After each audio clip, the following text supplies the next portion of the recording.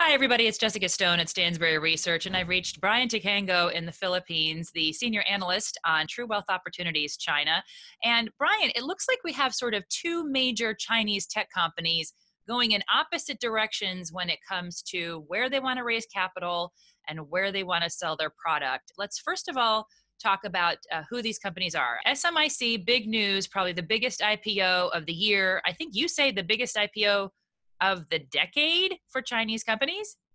You're right. I mean, SMIC is China's number one chip manufacturer, sort of akin to TSMC, Taiwan Semiconductor, and Samsung, which also is a major producer of semiconductor chips. And TikTok, which of course I'm sure your kids, if they're teenagers, are playing on constantly. I know the kids in the States are. It's a sort of meme-like app. As for TikTok, it's a privately owned company, owned by a company called ByteDance, which is a Chinese company. And it is one of the biggest social media companies right now. And in the US, they have about 30 million users. I always love how much you know about these companies off the top of your head. It's very impressive, Brian. So let's start with SMIC. They are, as you mentioned, a chip company, and they're going to have a great IPO. How do Americans invest in SMIC right now? There's always the OTC listing, and SMIC Over the counter. has an OTC listing, over-the-counter listing. But there are other funds that hold SMIC, including the iShares China Technology Fund, CHIX, I think. They hold a large chunk of SMIC. So there are many ways for Americans to take advantage of SMIC if they choose to. It's, again, the biggest IPO in China. And listing in the star market is very crucial for SMIC because it not only is the biggest IPO in the star market, the star market has a track record of massively successful IPOs. On average, the first 25 IPOs on the star market last year, gained 140%. Okay, that's crazy. So you've kind of described the yin, the Chinese company that's pressing further into China.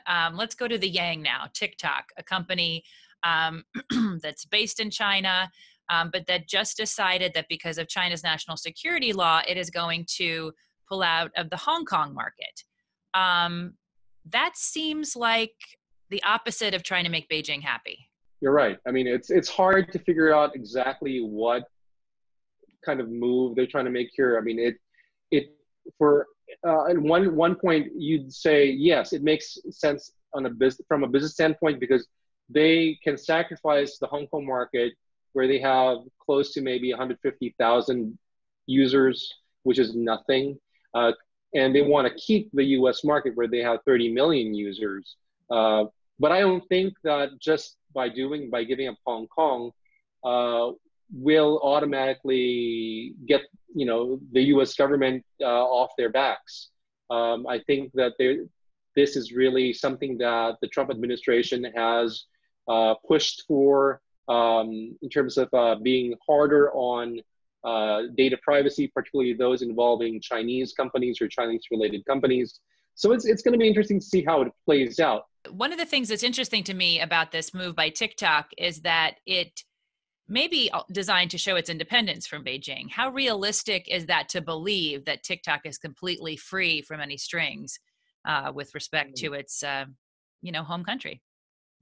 It's a stretch. It's really a stretch. So I don't think that's going to be enough. What they did in Hong Kong, maybe it's symbolic.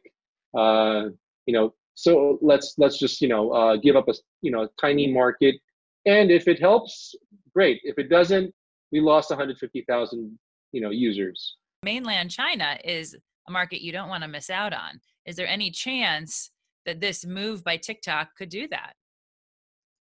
There is a chance, yes. I mean, they risk infuriating Beijing by giving credence to the talks of fears about the national security law.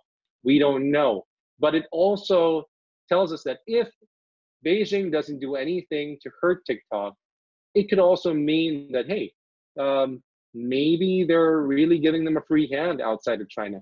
Maybe it's it's going to end up better for TikTok. If Beijing doesn't clamp down on TikTok, that could signal a different kind of viewpoint in China.